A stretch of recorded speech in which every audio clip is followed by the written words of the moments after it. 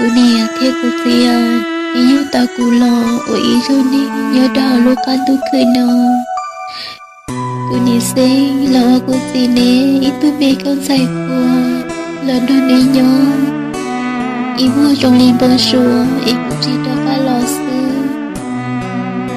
cô nè rong tạ lý tê khua tôi mù thâu kê ý lo cây cô thì nè chơi so xưa cô nè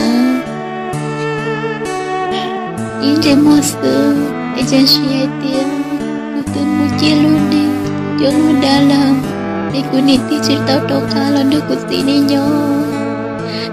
chỉ tiền cô luôn đi, yêu phê thế yêu rong lòng, cô yêu chỉ tao u sữa, u ta, đâu cả u đồ sữa cô nè, cô đi lâu ấy luôn đi, nhớ đâu sợ kề đẹp. Chỉ muốn say tu mỹ tu giàu, ít tu nhảy tu nụ nhớ thật yêu. Chỉ yêu như chuyện bộ lý tư lò. Tự nhiên trái ta trong học về, cũng biết đôi mi cả bên đúng lúc rồi của nhớ. Cô nhìn theo cuộc tiền, nhớ hai tiền mê nữ tư, biết của mình sẽ nên chui non tại nô, đừng hạ ủ chỉ tao đừng luôn đi nghe lời xé là nô.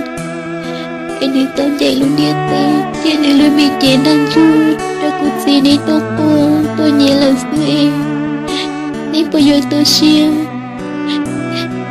từ nay tôi bên sai theo cô nhẹ, thì bao hai điều cho cái tôi,